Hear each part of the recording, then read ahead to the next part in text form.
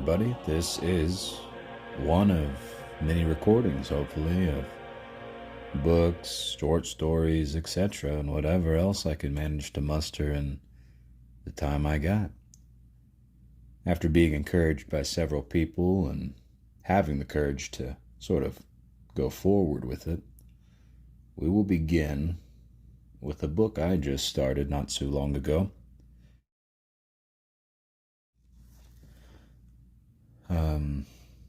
This book is Star Wars Republic Commando Hard Contact. And without further ado, let us continue. Prologue. Okay, this is how it happened. It's pitch black below and we're fast roping into the crevasse. Too fast. I can feel the impact in the back of my teeth when I land. I'm first down and I flood the chamber with my helmet spotlight. There's a triple-sealed blast door between us and the Geonosians. And I haven't had the time to calculate the charges needed to blow it. A lot, then. P for plenty. Like I was taught, stick the thermal tape around the edges and push in the detonator. Easier said than done. The alloy door is covered with crud. Delta Squad CO gets over the helmet comlink. You having a party down there, Theta? Can't rush an artist.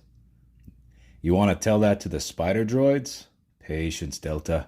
Come on. Stick to the metal, will you? Nearly there. A lot of spider droids. I hear you, Delta. In your own time, no pressure, none at all. Clear. We flatten ourselves against the cavern walls. It's all white light and painful noise, and flying dust for a fraction of a second. When we can see again, the doors are blown inward, ripped apart, billowing smoke. Delta Squad, clear to enter. Take. I thought you'd never ask. Delta Squad hits the ground and they're straight in, firing while we stand back and covering their six. It's a warren of tunnels down here. If we're not careful, something could jump us from any direction. My helmet's supposed to protect against high decibels, but war is noisy. Really noisy. I can't hear my helmet comlink through the oomph of the Geonosians' sonic rounds and their own blaster fire. I can hear anti-armor going off too. Fearfleck. I can feel it through my boots. Movement catches my eye up ahead, and then it's gone. I'm looking through my DC-17 scope, checking that it was just my imagination. And Taylor gestures toward another of the 5 tunnels facing us. Darman, take that E-web and hold this position. He beckons Vin and Jay, and they move almost back to back toward the mouth of the tunnel, checking to all sides. And then I move up overhead. There's more Geonosians around than we thought. A lot more. I take down 2 above me, then 2 more come out of the tunnel to the left, so I open fire with a repeating blaster, nice and early, because if I let them get too close, the blast will fry me as well. Even so, it's knocking me back like a trip hammer. Taylor, Darman here, over. I can't see him. I can't see any of them, but I can hear rapid fire. Taylor, Darman here. You receiving me? Over. Not so much silence as an absence of a familiar voice. Then a few fragmented, crackling shouts of, Down, man down here. Who's down? Taylor, Vin, Jay? You receiving? Over. I've lost contact with my squad. It's the last time I see them.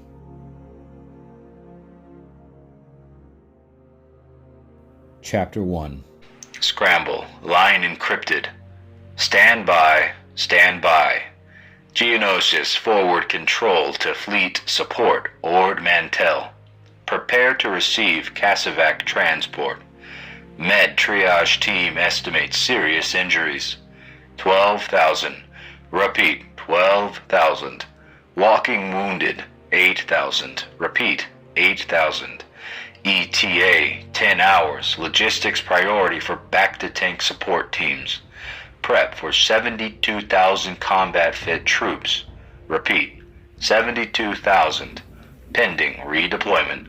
Priority weapons support for commando units. That is all. Out. Republic assault ship implaceable. Inbound for extraction from Geonosis. Stand by. 1136 studied every face in line waiting to board the gunships. Some were helmeted, and some were not, but one way or another they all had his face. And they were all strangers. "Move it," the loadmaster shouted, gesturing side to side with one outstretched arm. "Come on, shift it, people, fast as you can." The gunships dropped down in clouds of dust and troopers embarked, some turning to pull comrades inboard so the ships could lift off again. There was no reason to scramble for it. They'd done it 1,000 times in training. Extraction from a real battle was what they had prepared for. This wasn't a retreat. They'd grabbed their first victory. The gunship's downdraft kicked the red Geonosian soil into the air. RC 1136, Darman, took off his helmet and ran his gauntlet carefully across the pale gray dome, wiping away the dust and noting a few scrapes and burn marks. The loadmaster turned to him. He was one of the very few outsiders whom Darman had ever seen working with the Grand Army. A short, wrinkled Duros with a temper to match. "Are you embarking or what?" Darman continued wiping his helmet. "I'm waiting for my mates," he said. "You shift your shiny silver backside now," the loadmaster said irritably. "I got a schedule." Darman carefully brought up his knuckle plate just under the loadmaster's chin and held it there. He didn't need to eject the vibro blade, and he didn't need to say a word. He made his point. "Well, whenever you are ready, sir," the Duros said, stepping back to chivvy clone troopers instead. It wasn't a great idea to upset a commando, especially not one coming down from an adrenaline high of combat. But there was still no sign of the rest of his squad. Darman knew there was no point in waiting any longer. They hadn't called in. Maybe they had a comlink failures. Maybe they had made it into another gunship. It was the first time in his artificially short life that Darman hadn't been able to reach out and touch the men he had been raised with. He waited half a standard hour, more anyway, until the gunships became less frequent and the line of troopers became shorter. Eventually there was nobody standing on the desert plain but him, the Duros loadmaster, and half a dozen clone troopers. It was the last lift of the day. "You better come on now, sir," the loadmaster said. "There's nobody unaccounted for, and nobody alive, anyway." Darman looked around the horizon one last time, still feeling as if he were turning his back on someone reaching out to him. "I'm coming," he said, and brought up the rear of the line. As the gunship lifted, he watched the swirling dust and dwindling rock formations and scattered shrinking patches of scrub until Geonosis became a blur of dull red. He could still search the implaceable. It wasn't over yet. The gunship slipped into the implacable's giant docking bay, and Darman looked down into the cavern, onto a sea of white armor and orderly movement. The first thing that struck him was when the gunship killed its thrusters and locked down on the pad, was how quiet everyone seemed. In the crowded bay full of troopers, the air stank of sweat and stale fear, and the throat-rasping smell of discharge of blaster rifles. But it was so silent that if Darman hadn't seen the evidence of exhausted and injured men, he'd have believed that nothing significant had happened in the last 30 hours. The deck vibrated under the soles of his boots. He was still staring down at them, studying the random patterns of Geonosian dust that clung to them. when an identical pair came into view. "Number," said a voice that was also his own. The commander swept him with a tally sensor. He didn't need Darman to tell him his number, or anything else for the matter, because the sensors in the enhanced Katarn armor reported his status silently, electronically. No significant injury. The triage team on Geonosis had waved him past, concentrating on the injured, ignoring both those too badly hurt to help and those who could help themselves. "Are you listening to me? Come on, talk to me, son." "I'm okay, sir," he said. "Sir, RC-1136. I'm not in shock. I'm fine." He paused. Nobody else was going to call him by his squad nickname, Darman, again. They were all dead. He knew it. Jay, Vin, Taylor. He just knew. "Sir, any news of RC-1135? "No," said the commander, who obviously heard the similar question every time he stopped to check. He gestured with a small bar in his hand. "If they didn't make it, if they're not in the Cassavac or listed on this sweep, then they didn't make it." It was stupid to ask. Darman should have known better. Clone troopers, and especially Republic commandos, just got on with the job. That was their sole purpose. And they were lucky. Their training sergeant had told them, outside in the ordinary world, every being from every species in the galaxy fretted about the purpose in life, searching for meaning. A clone didn't have to. Clones knew. They had been perfected for their role, and doubt need never trouble them. Darman had never known what doubt was until now. No amount of training had prepared him for this. He found a space against a bulkhead and sat down. A clone trooper settled next to him, squeezing into the gap and briefly clunking a shoulder blade against his. They glanced at each other. Darman rarely had any contact with any other clones. Commandos trained apart from everyone, including ARC troopers. The troopers' armor was white, lighter, less resistant. Commandos enjoyed upgraded protection, and Darman displayed no rank colors. But they both knew exactly who and what they were. "Nice Ds," the trooper said enviously. He was looking at the DC-17. Troopers were issued with a heavier, low-spec rifle, the DC-15. Ion pulse blaster, RPG anti-armor, and sniper? Yeah. Every item of his gear was manufactured to a higher spec. A trooper's life was less valuable than a commando's. It was the way things were. Darman had never questioned it. Not for long, anyway. Full house. Tidy, the trooper nodded with approval. "Job done, eh?" "Yeah," Darman said quietly. "Job done." The trooper didn't say anything else. Maybe he was wary of conversation with commandos. Darman knew that what troopers thought about him and his kind. They didn't train like us, and they don't fight like us. They don't even talk like us. A bunch of prima donnas. Darman didn't think he was arrogant. It was just that he could do every job a soldier could be called upon to do, and then some. Siege assault, counterinsurgency, hostage extraction, demolitions, assassination, surveillance, and every kind of infantry activity on any terrain, in any environment, at any time. He knew he could, because he'd done it. He'd done it in training, first with simulation and then with live rounds.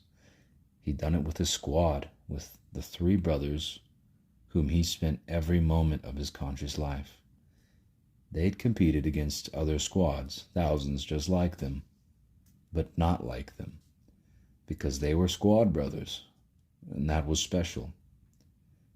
He had never been taught how to live apart from the squad. Now he would learn the hardest way of all. The Armin had absolute confidence that he was one of the best special ops soldiers ever created. He was undistracted by the everyday concerns of raising a family and making a living, things that his instructors said he was lucky never to know. But now he was alone. Very, very alone.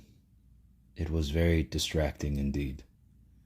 He considered this for a long time in silence. Surviving when the rest of your squad had been killed was no cause for pride. It felt instead like something his training sergeant had described as shame. That was what you felt when you lost a battle, apparently. But they had won. It was their first battle, and they had won. The landing ramp of the Implaceable eased down, and the bright sunlight of Ord Mantell streamed in. The Armin replaced his helmet without thinking and stood in an orderly line, waiting to disembark. And he was reassigned. And be reassigned. He was going to be chilled down, kept in suspended animation until duty called again. So this was the aftermath of victory. He wondered how much worse defeat might feel. Imbrani, Kilora, 40 light-years from Ord Mantell, Tingel Arm. The field of bark flowed from silver to ruby as the wind from the southwest bent the ripening grain in the waves. It could have been a perfect late summer day. Instead, it was turning into one of the worst days of Etain Termuken's life. Etain had run, and she had nothing left in her.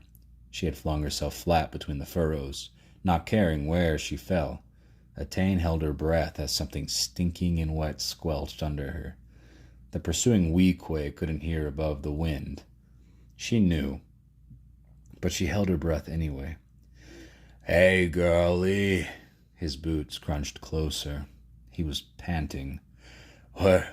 Where'd you go? Don't be shy. Don't breathe. I got a bottle of liqueur. You wanna have a party? He had a remarkably large vocabulary for a Weequay, all of it centered on his baser needs. Fun when you get to know me. I should have waited for it to get dark. I could influence his mind, try to make him leave. But she hadn't, and she couldn't. Try as she might to concentrate, she was too full of adrenaline and uncontrolled panic. Come on, you scraggin'. Where are you? I find you. He was kicking as if he was kicking his way through the crop and getting closer. If she got up and ran for it, she was dead. If she stayed where she was, he'd find her eventually. He wasn't going to get bored, and he wasn't going to give up. Girlie. The Weequay's voice was close.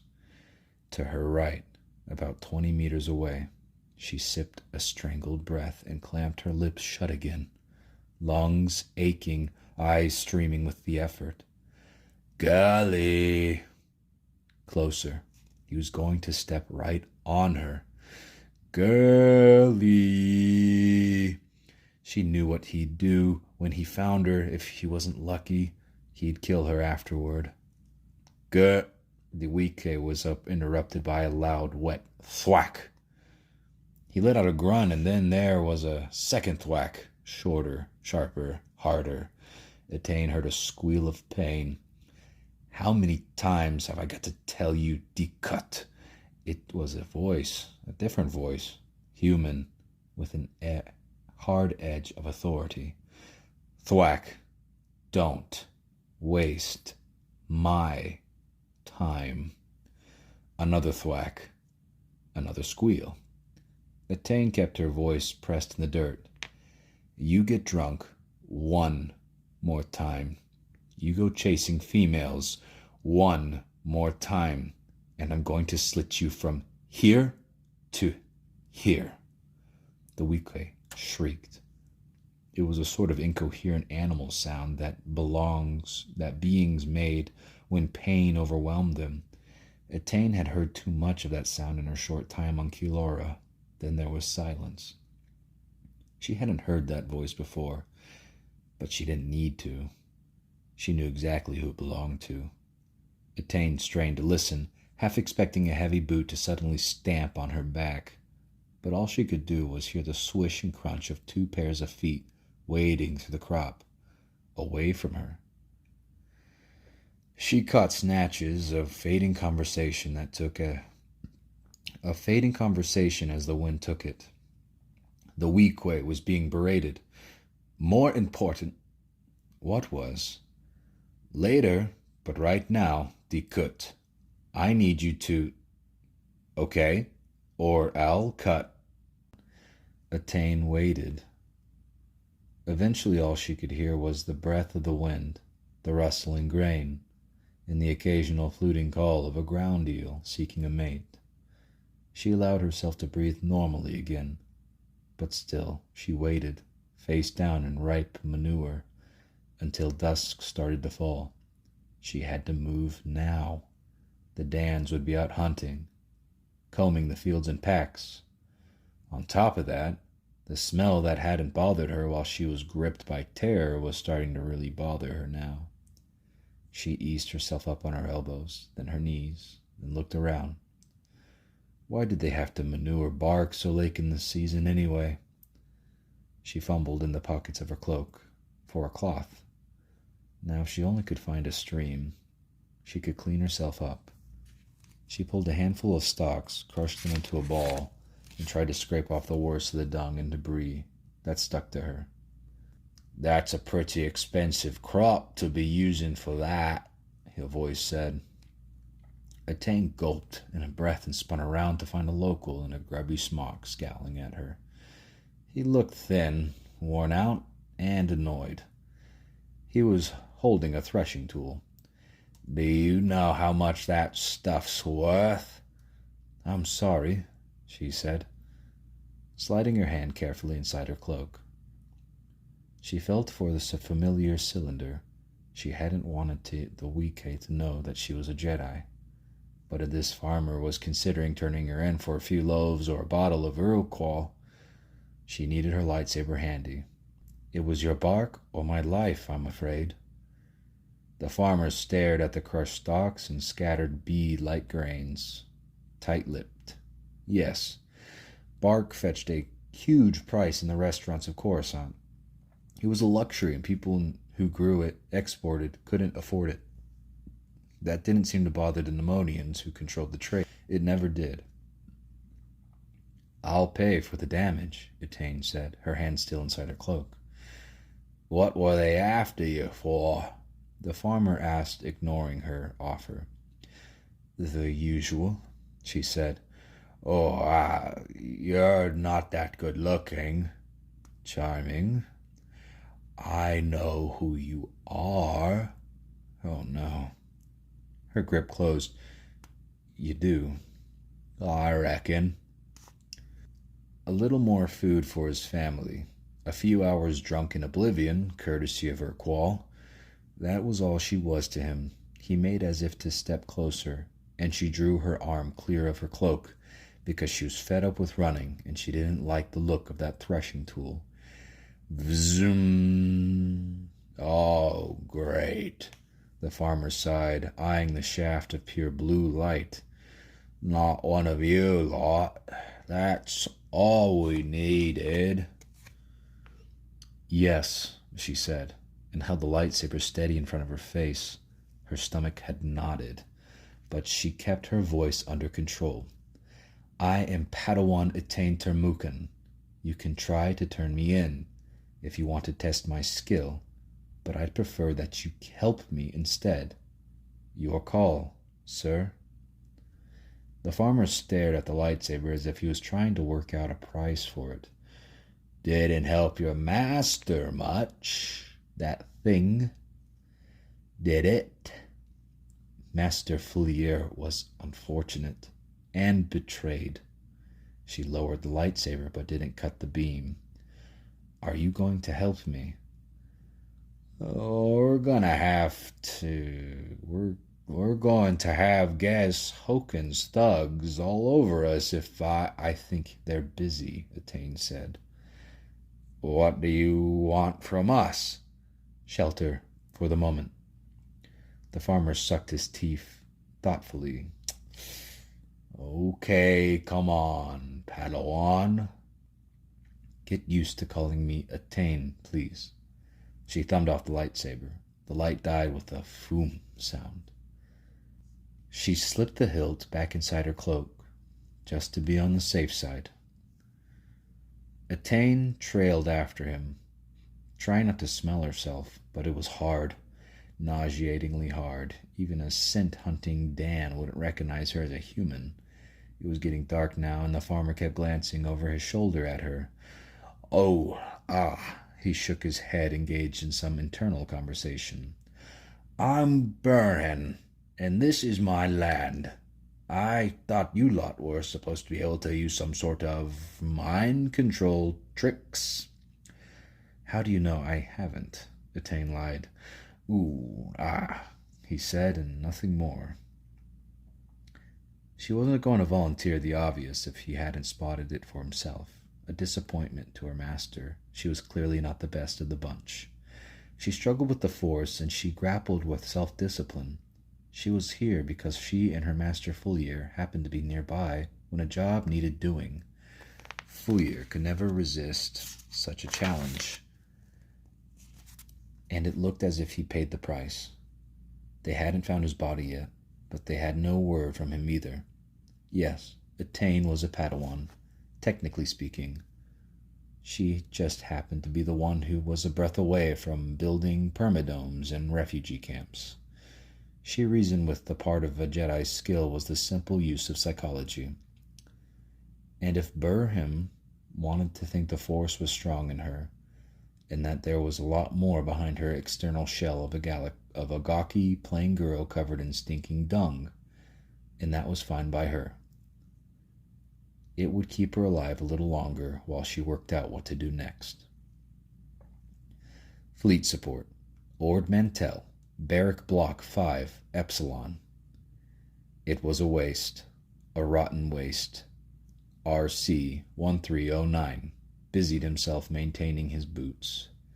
He cleaned out the clamps, blowing the red dust clear with a squirt of air from his pressure gun. He rinsed the liners and shook them dry. There was no point being idle while he was waiting to be chilled down. Sergeant, he looked up. The commando who walked in, placed his survival pack, armor, and black bodysuit on the buck opposite and stared back. His readout panel identified him as RC-8015. I'm Phi, he said, held out his hand for shaking. So, you lost your squad too? Niner, RC-1309 said without taking the proffered hand. So, Nervad, my brother. You're the sole survivor? Yes. Did you hold back while your brothers pressed on, or were you just lucky? Phi stood there with his hands on his hips, identical to Niner in every way, except that he was different. He spoke a little different. He smelled subtly different. He moved his hands. Not like Niner's squad did. Not at all. I did my job, Phi said carefully, and I'd rather be with them than here, Nervad. Niner considered him for a while and went back to cleaning his boots. Phi put his kit in the locker beside the bunks, then swinging himself up on the top rack in one smooth motion, he folded his arms under his head very precisely and lay staring at the top of the bulkhead as if he were meditating. If he had seen Sev, Niner would have known exactly what he was doing, even without looking.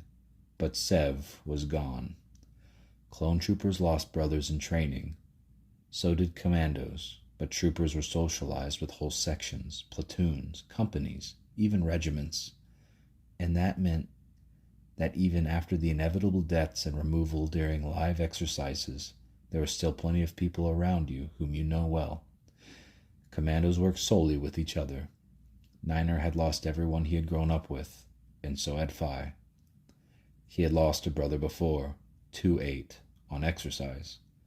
The 3 survivors had welcomed the replacement, although they had always felt he was slightly different, a little distant, as if he never quite believed he'd been accepted.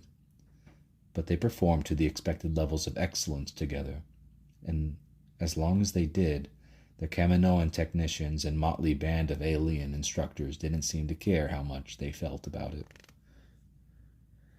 But the commandos cared. They kept it to themselves. It was a waste, Niner said. What was? Phi said.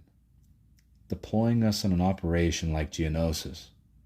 It was an infantry job, not special ops. That sounds like criticism of, I'm just making the point that we couldn't perform to our maximum effectiveness. Understood. Maybe when we're revived, we'll be able to do what we're really trained for.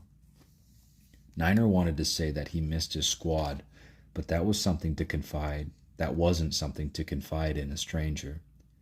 He inspected his boots and was satisfied, and then stood up and spread his body suit flat on the mattress and checked if the vacuum integrity with the sweep sensor in his glove.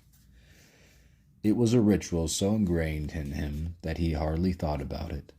Maintain body suits, boots, armor plates, recalibrate helmet systems, check heads-up display, strip down and reassemble DC-17, empty and repack survival pack. Done. It took him 26 minutes and 20 seconds, give or take 2 seconds. Well-maintained gear was the difference between life and death. So was 2 seconds.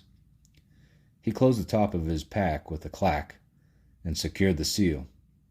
Then he checked the catches that held the separate ordnance pack and to see that they were moving freely. That mattered when he needed the jettison explosives material fast. When he glanced up, Phi was propped up on one elbow, looking down at him from the bunk. Dried rations go on the 5th layer, he said.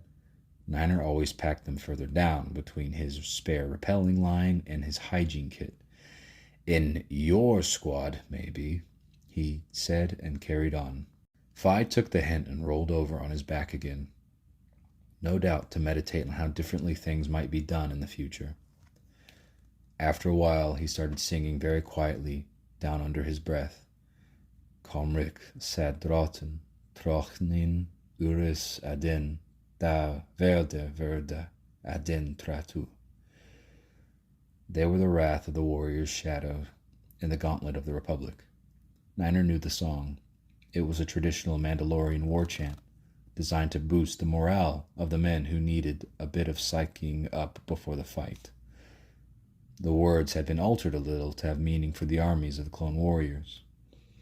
We don't need all that, Niner thought. We were born to fight, nothing else.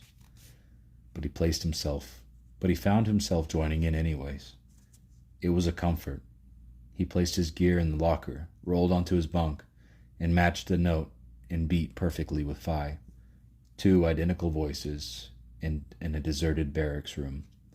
Niner would have traded every remaining moment for his life for a chance to rerun that previous day's engagement.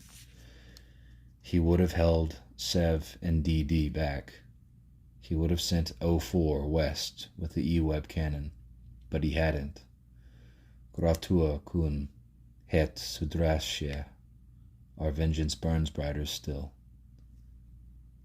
Phi's voice trailed off into silence in the merest fraction of a second before Niner's. He heard him swallow hard. I was up there with them, Sarge, he said quietly. I didn't hang back. Not at all. Niner's eyes closed. He regretted hinting that Phi might have done anything less. I know, brother, he said. I know.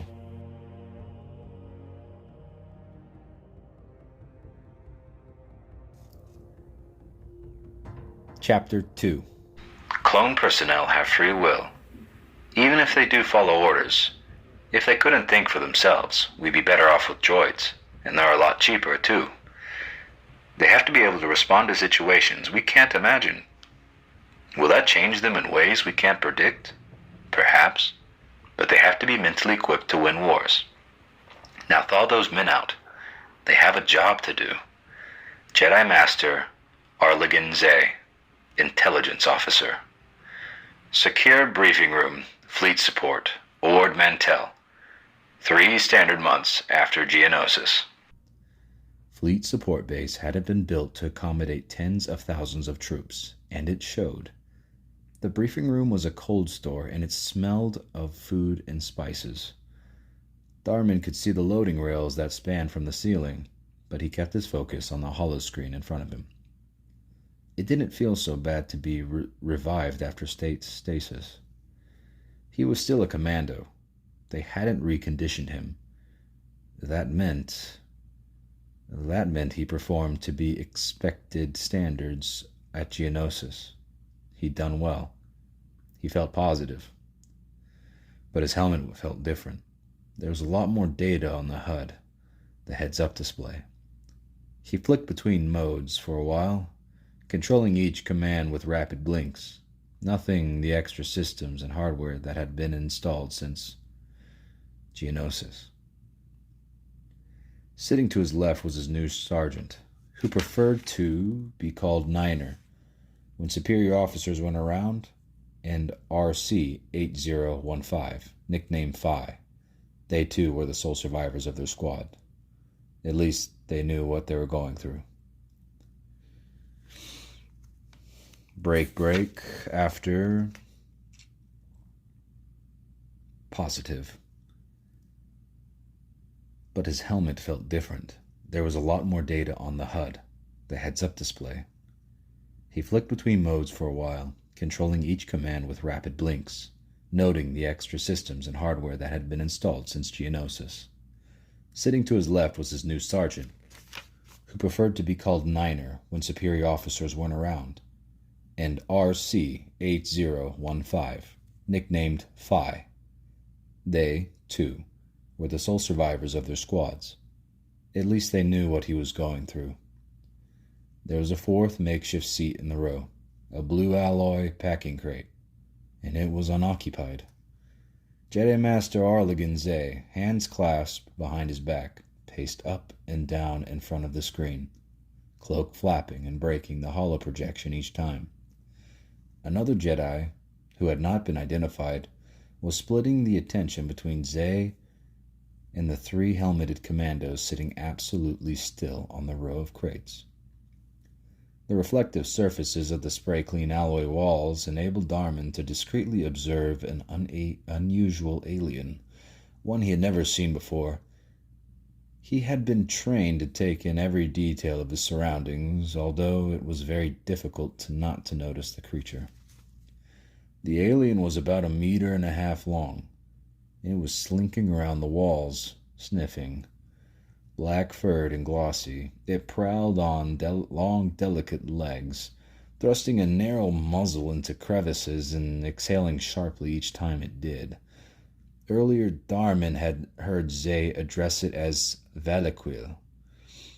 He had also said it was a Gurlanin, a shapeshifter. Darman had heard about shapeshifters in training, but this wasn't a Claudite.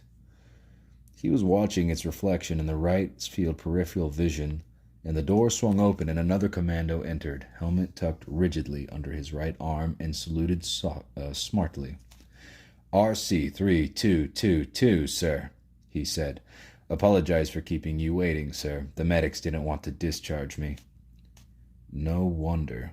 There was a stripe of raw flesh across his face that just started under his right eye, ran clean across his mouth, and finally ended on the left side of his jaw. He certainly didn't look like any of the other clones now. Darman wondered what level of persuasion it had taken to get the medical staff to skip a course of Bacta. Are you fit, soldier? Zay said. Fit to fight, sir. He sat down to Dharman and assumed the same ramrod posture, glancing at him briefly in acknowledgement.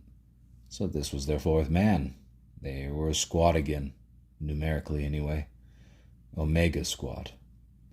The other Jedi was staring at the newcomer with an expression of barely concealed astonishment.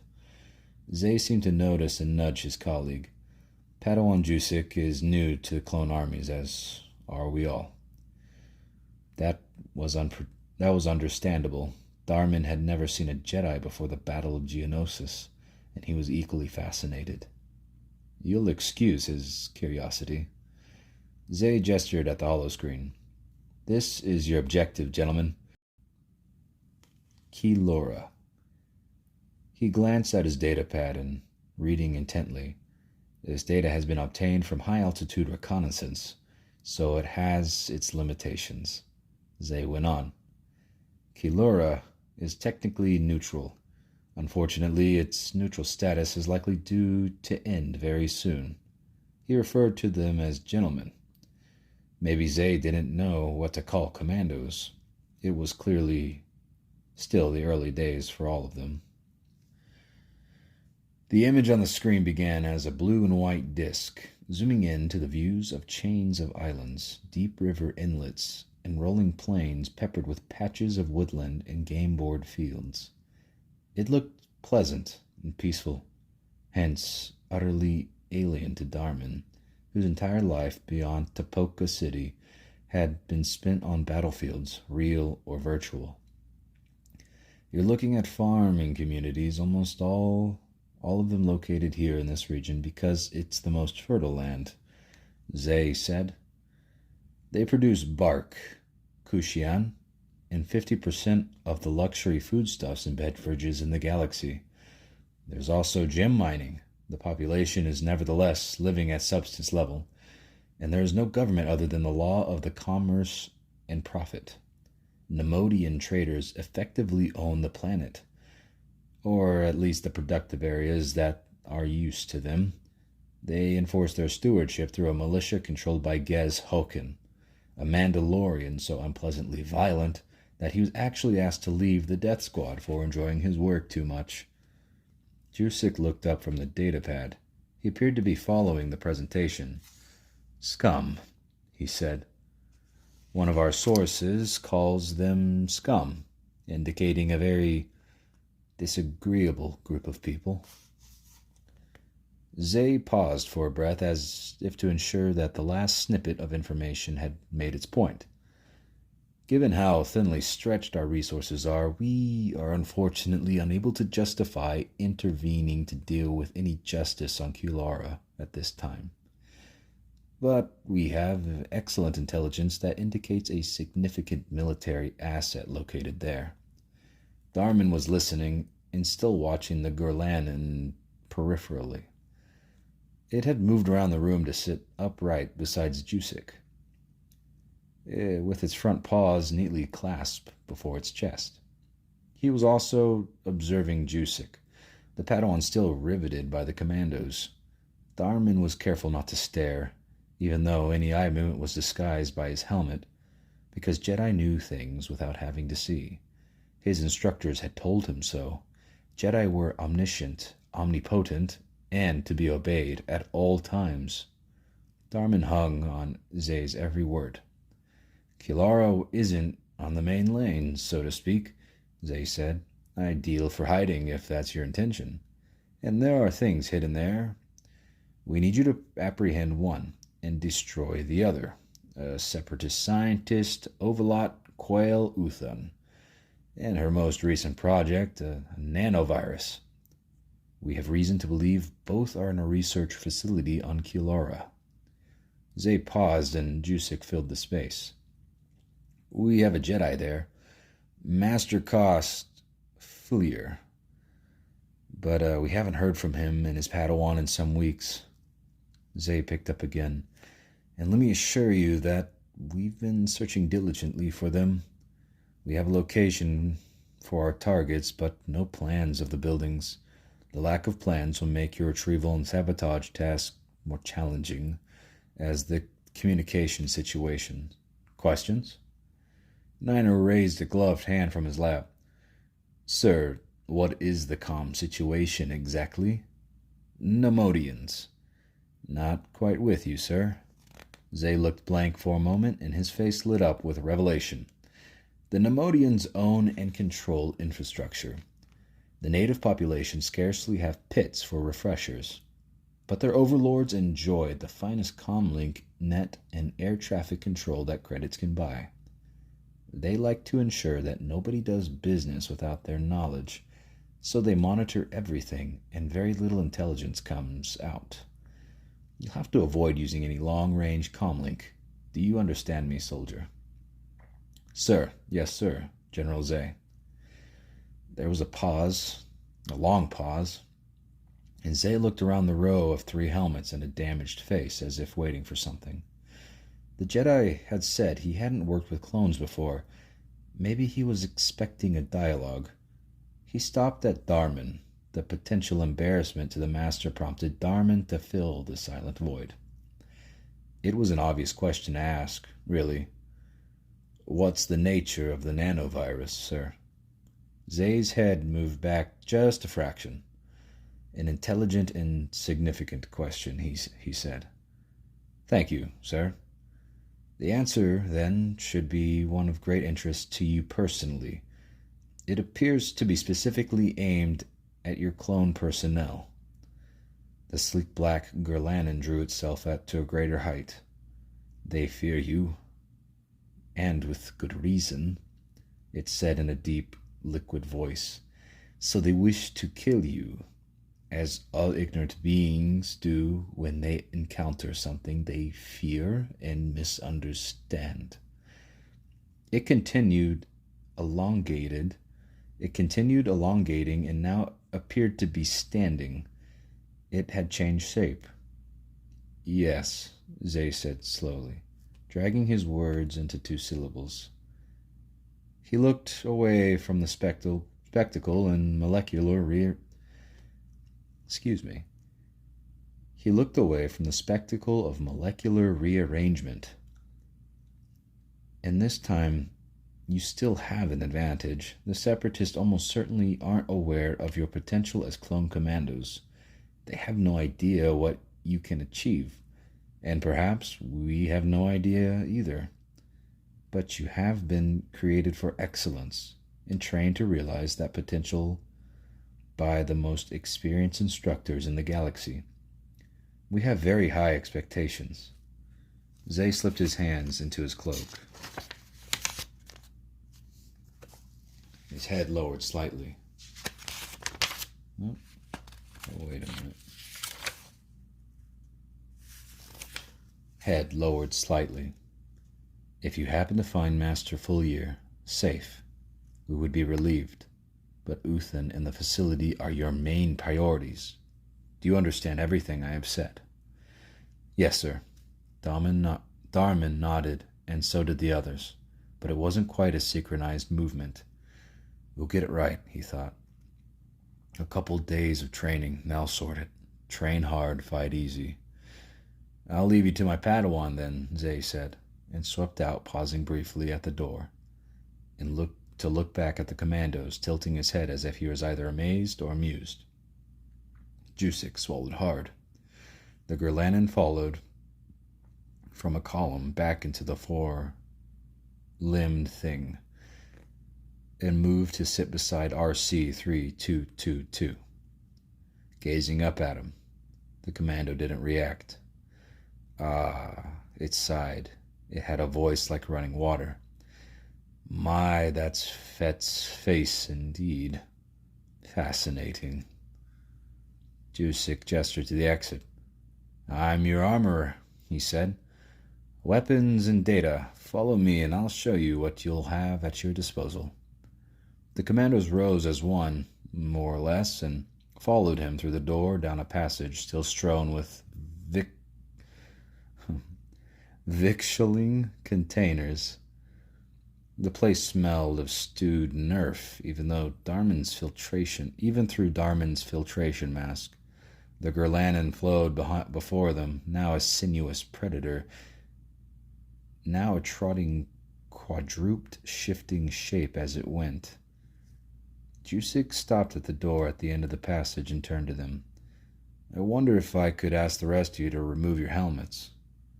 Nobody asked why, and they all obeyed, even though it wasn't phrased as unequivocal order they were expecting.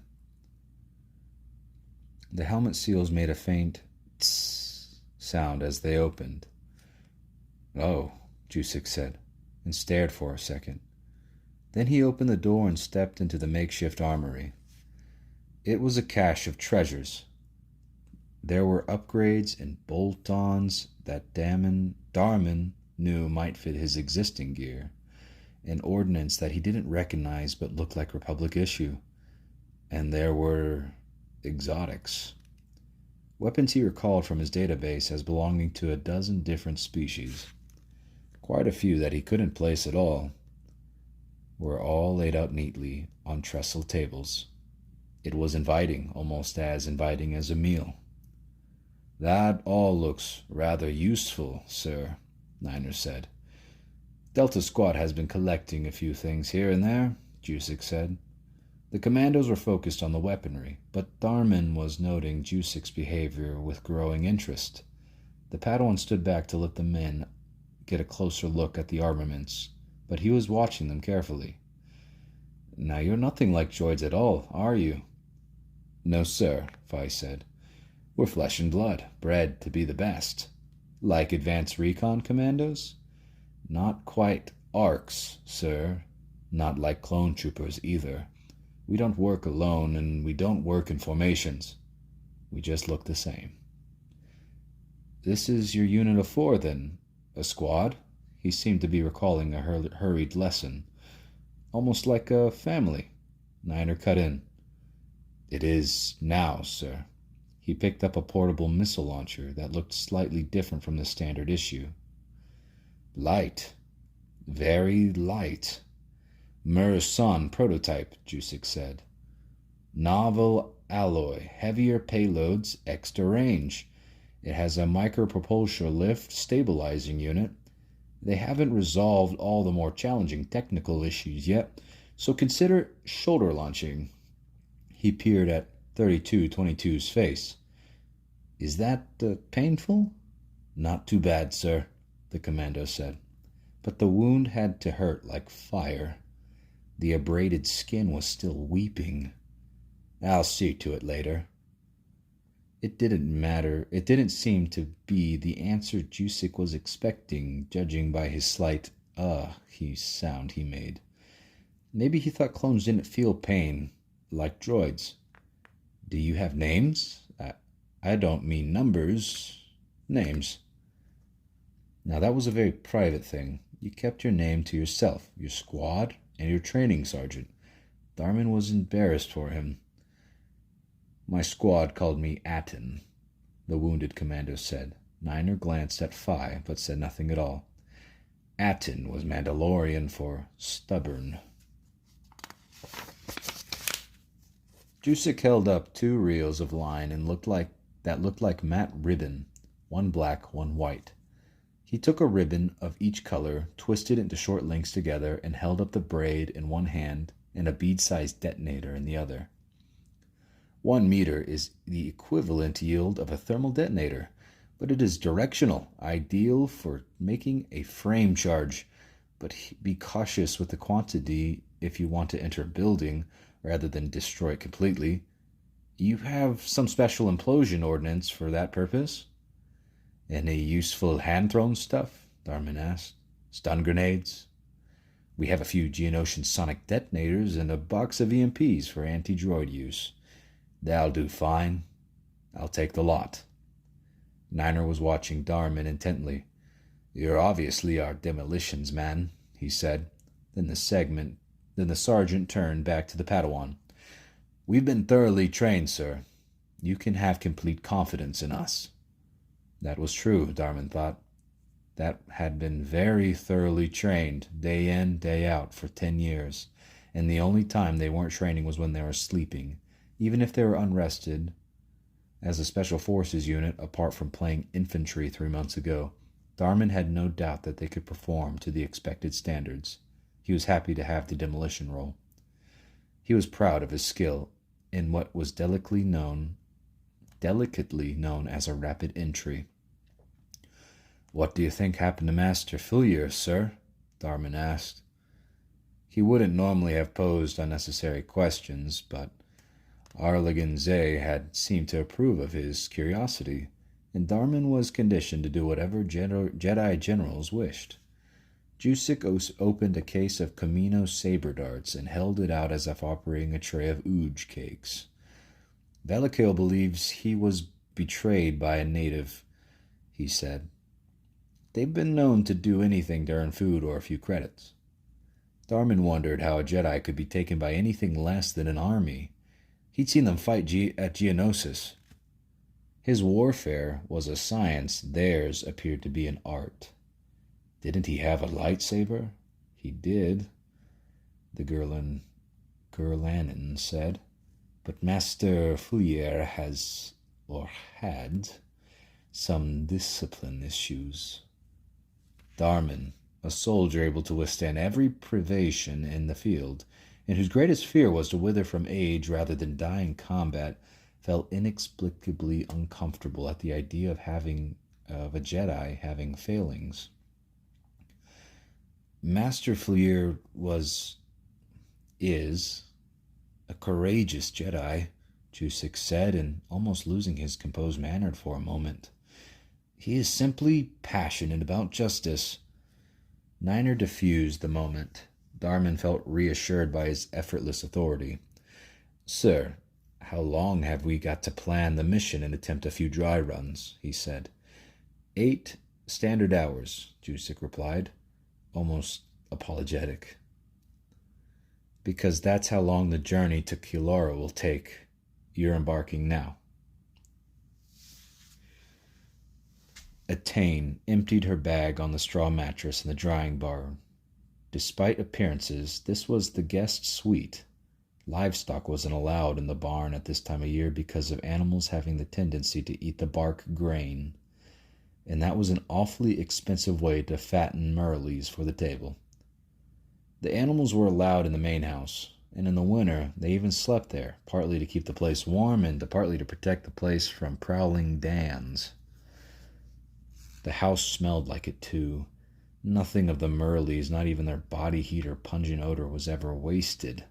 "Keeps the bugs away," Burhin had told her. "It's a good stink." Attain knelt beside the mattress and tried to think her way out of this predicament. Master Fillier was probably dead. If he weren't, he would have returned to her.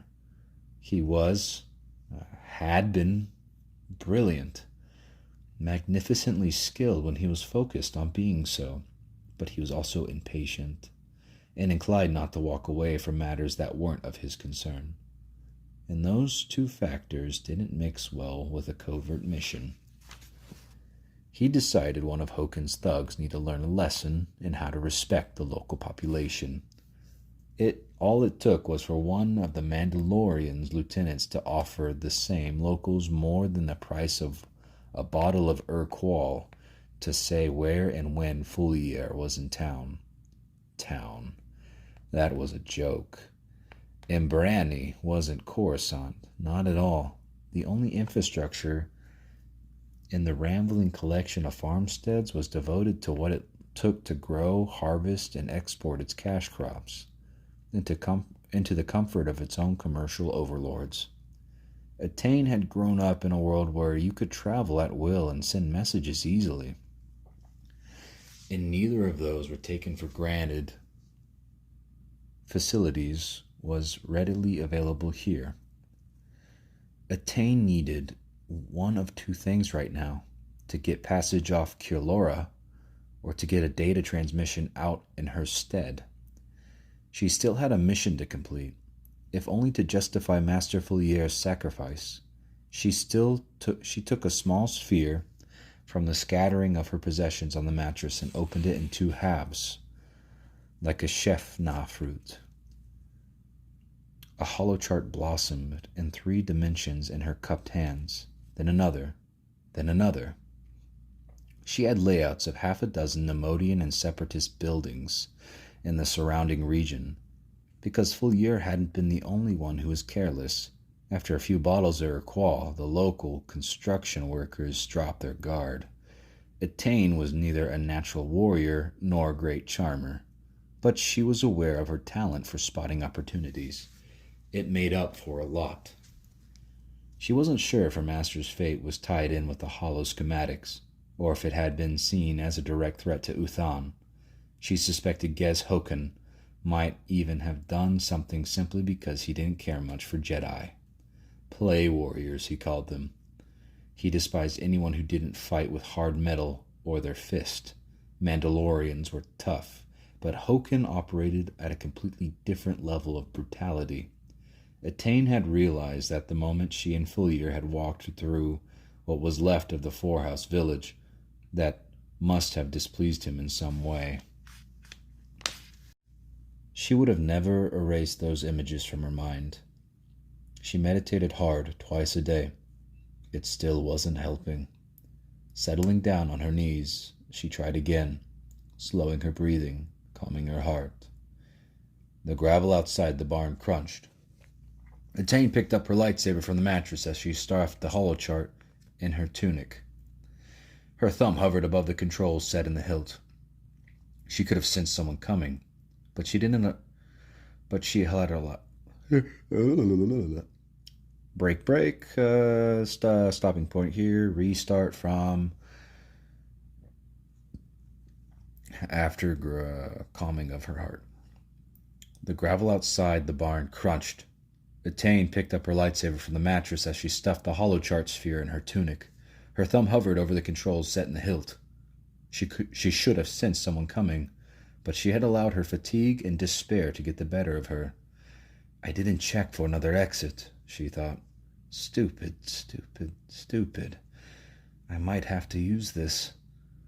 As the plank's door swung open, she flicked the button and a blue light pierced the dusty air. The Merle that wandered in didn't appear impressed, nor did the small elderly lady who followed it. You're jumpy, she said. She had a covered tray in her hands and something bundled under one arm. The Merle nuzzled Etain's knees, seeking attention. They were distressingly intelligent creatures, nearly a meter high at the shoulder and covered with long brown ringlets of wool. Their round green eyes were too disturbingly human for Etain's peace of mind. Here's your dinner. Thank you, Etain said, watching as the woman put the tray down on the mattress and placed the bundle of brown fabric beside it. Quite a job getting that dung off your cloak, the woman said, eyeing the lightsaber the way Burnham had. Still a bit damp, but clean. Thank you, Etain repeated. She turned off the blade and peeled the cloak back from the tray. 2 rough clay plates held a couple of thin breads and mush of stew, on top of which whole bark grains were visible. She could smell their cloying, musking scent. The quantity of the bark was a week's earning for these people. You shouldn't have gone to the trouble for me, Etain said, embarrassed. You're a guest, the woman said. Besides, once I scraped off the dung. Shame to waste the grain stuck to it, eh? Ooh-ha-ha. Etain's stomach rolled, but she kept a steady expression. Coruscant's food hygiene regulations certainly did not apply here. Very kind of you, she said, and forced a smile. They're coming, you know, the woman said. I'll be ready. Etain lied and indicated the lightsaber. No, not them Hokan thugs. No, not them at all. Etain wondered whether to press her, but decided against it for the time being. She had no idea who she'd be asking for answers. The woman sighed and shooed the Merle out the door with impatient hands. They're coming, all right, she said, and smiled, closing the door behind her.